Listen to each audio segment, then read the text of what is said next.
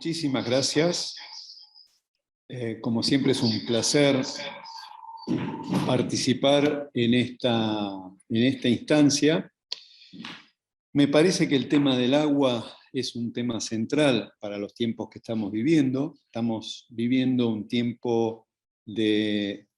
desafíos en función del calentamiento global, que hoy nadie cuestiona. Las propias organizaciones vinculadas a Naciones Unidas ya vienen trabajando esto. Hay una toma de conciencia de la urgencia y claramente cuando hablamos del calentamiento global, de esta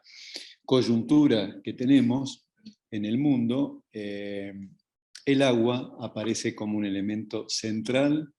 y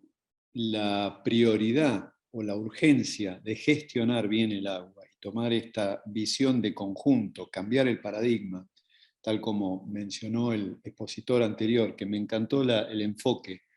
que le dio Walter respecto a la necesidad de generar consensos en este sentido. Más allá de la discusión en torno a una ley, una norma o las políticas públicas en este sentido, hace falta un cambio de paradigma, un cambio de enfoque en este sentido. La ley, si no viene acompañado con los cambios de valores, de idiosincrasia, de consideración, no tiene mucho sentido en este contexto. Así que, bienvenido a esto. Voy a tratar de hacer un aporte a esta idea de consensos, a esta idea de los foros federales, compartiendo una breve presentación. El desafío en esto es tratar de tirar algunas ideas en este contexto, como aporte a este diálogo, a este proceso de generación de consensos. Quiero distinguir o hacer un poco de historia en este caso, ¿no? La gestión del agua tiene una larga trayectoria, con distintos enfoques a lo largo del tiempo, que reflejan un poco la historia, reflejan un poco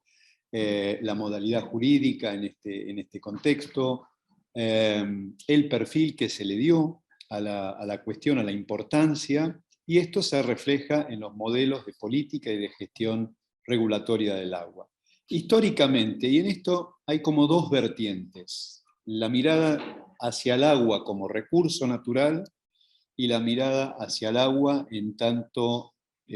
agua potable, saneamiento, servicios asociados. Y creo que el gran desafío a futuro es buscar una mayor convergencia y articulación de estas agendas que hasta ahora han sido un poco separadas. Miremos, el agua como recurso natural, hay una larga historia en este contexto, desde los tiempos históricos, de proteger el agua como recurso económico, como recurso para la producción, para el abrevado de ganado,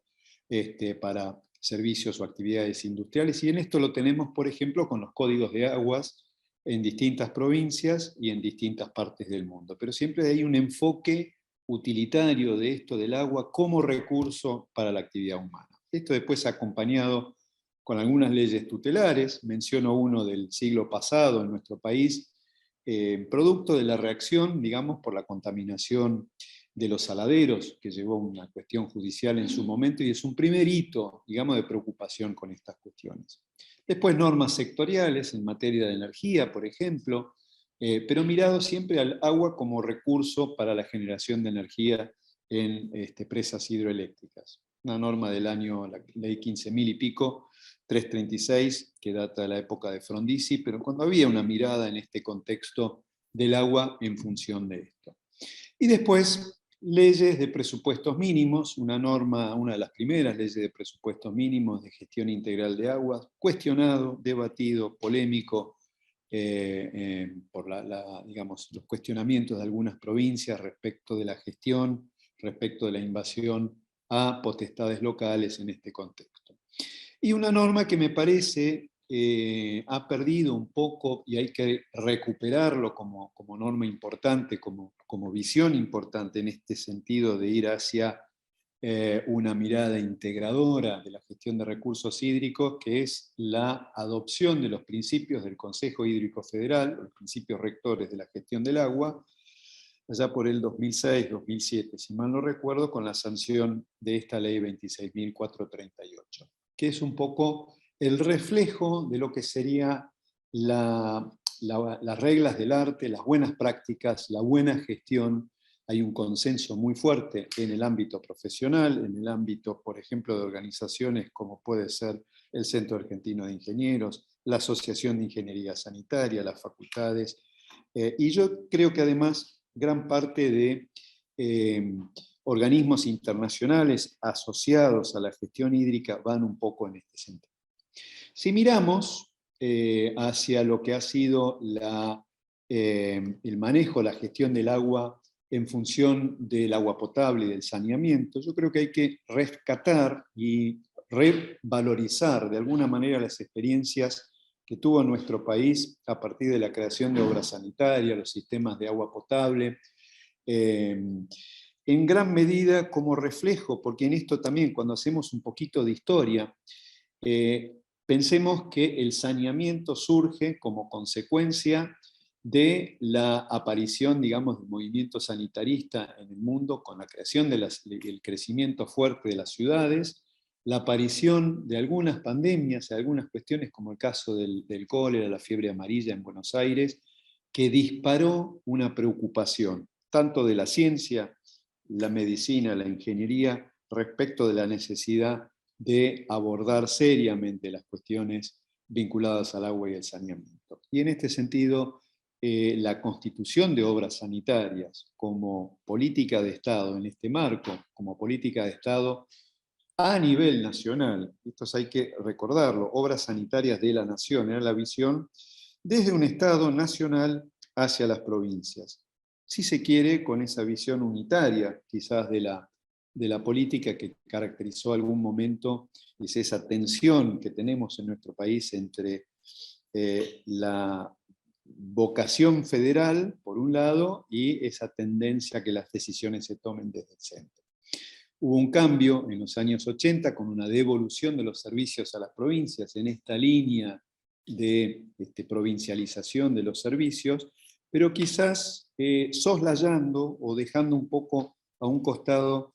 la importancia de la calidad, la importancia del servicio, la importancia de algo que empieza a emerger después, que es esta idea del derecho humano al agua como algo, digamos, central a lo que es la agenda hoy en día. Los años 90 hay un cambio de paradigma en el mundo, hay como una vuelta hacia la idea del servicio público y la concesión del servicio público como el entendimiento o el paradigma en ese momento de la mejor manera de proveer este servicio.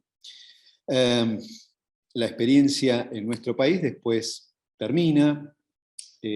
con este modelo, digamos, que dura una década y pico, unos 15 años, con este modelo de concesión de servicio público, participación fuerte de la actividad privada, y con un esquema que a pesar de los cambios y a pesar del desprestigio que después entra en el servicio de concesiones de este tipo de servicios de agua y saneamiento en manos de empresas privadas, por factores que no viene al caso analizar ahora. De hecho, para quienes les interesa esta cuestión, yo recomiendo los trabajos de CEPAL, los análisis que ha hecho CEPAL respecto de la ponderación, los costos-beneficios, una suerte de balance de éxitos y fracasos del modelo concesionario, el modelo privado de manejo del agua en América Latina. Son muy interesantes y son temas a tener presente y a incorporar a este debate, más allá de la discusión ideológica que yo a veces solemos ver, ¿no?, de ambos bandos de la tribuna en es malo o es bueno. Y en estas cuestiones a veces hay que hacer una mirada desmenuzada de qué es lo que ha pasado en la realidad. Pero esta idea de un Estado concedente, el Estado como titular de la infraestructura, como titular del servicio, un marco regulatorio que en un primer momento mira las cuestiones tarifarias, las cuestiones de calidad del servicio, las cuestiones de prestación, y de a poco va incorporando la dimensión ambiental, la dimensión de la sostenibilidad. Esto es una tendencia también en otros marcos regulatorios de servicios públicos, lo vemos en energía, por ejemplo. Y la figura del ente regulador con una autonomía que hace un poco la figura, o ejerce esta figura de intermediario de juez y no parte,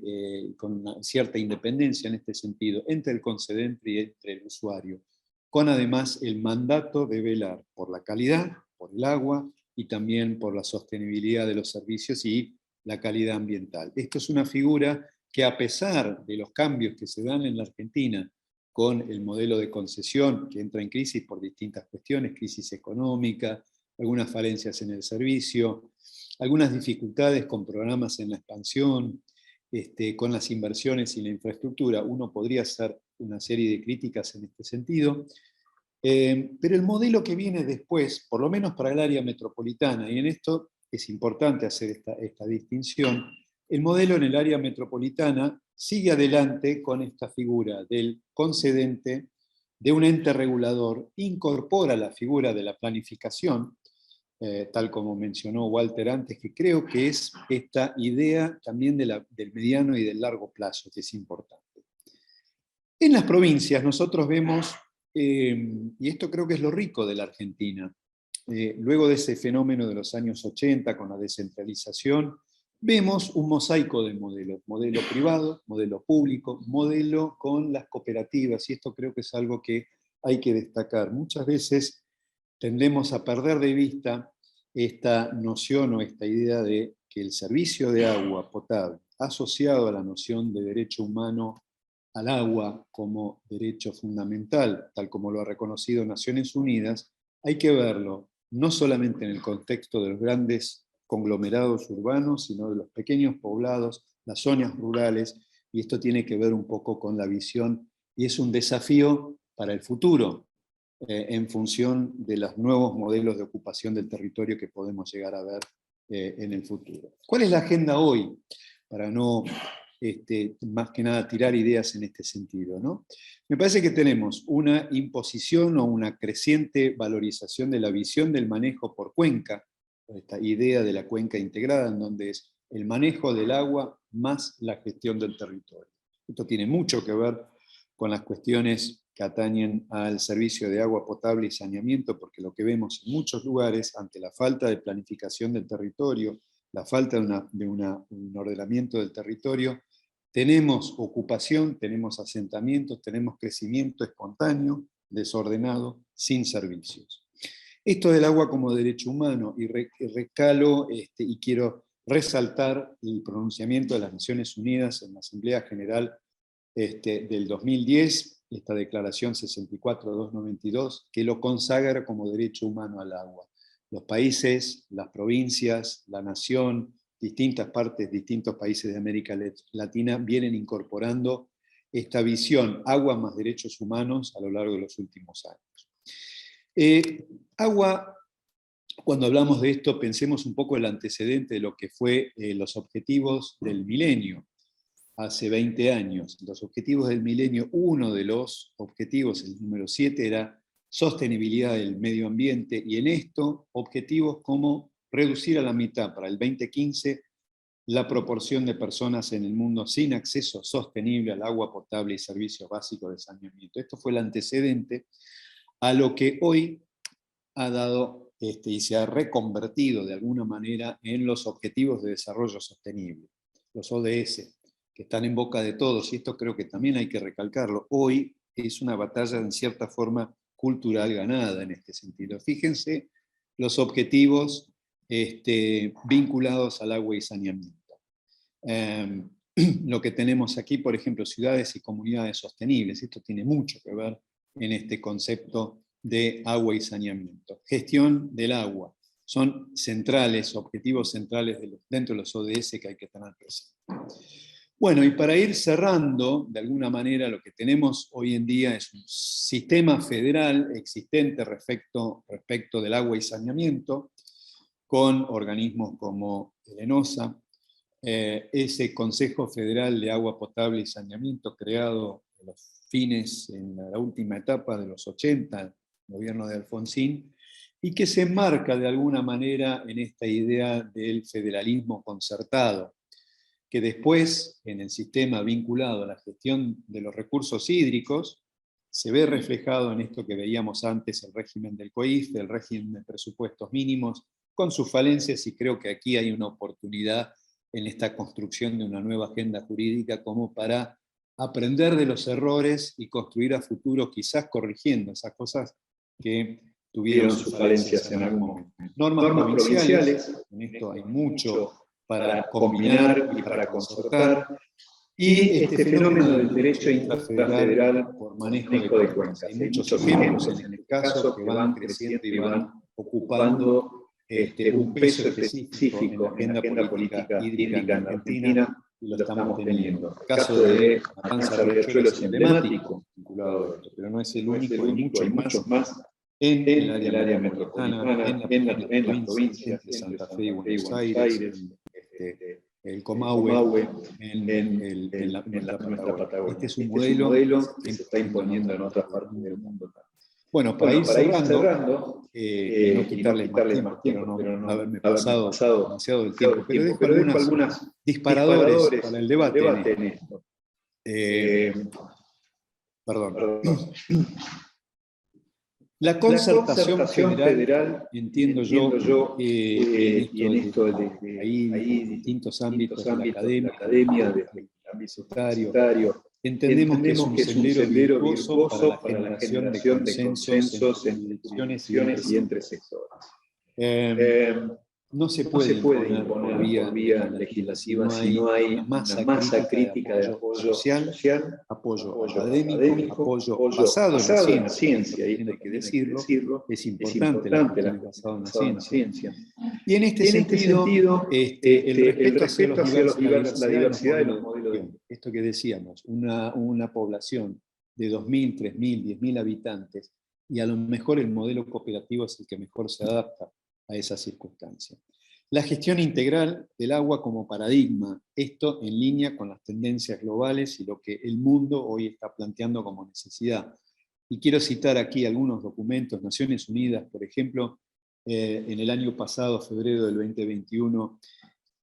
saca una publicación, un documento denominado Reconciliándonos con la Naturaleza, los 3 grandes ejes y desafíos, como cambio climático, diversidad y contaminación. En este sentido, el agua ocupa un lugar central. Mencioné CEPAL antes. CEPAL viene trabajando mucho esta cuestión y también con mirada a futuro entre, por ejemplo, agua, alimentos, energía, algo que se está debatiendo en el mundo, que está en agenda y está cada vez más fuerte. Soluciones basadas en la naturaleza, hay que hacer todo un trabajo para incorporar esta agenda respecto a mejores prácticas e ir un paso hacia adelante en este sentido. Mencionamos antes los desafíos frente al calentamiento global, frente a la transición energética. Recordemos, la Argentina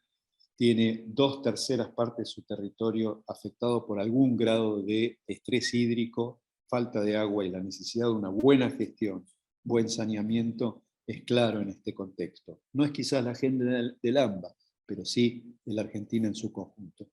Y finalmente, hay que entender el agua y el saneamiento como una enorme oportunidad para generar desarrollo, trabajo, inclusión social. Temas que hoy están en agenda en nuestro país, en crisis, pero también en el mundo. Y creo que aquí hay un círculo virtuoso para construir consensos a futuro.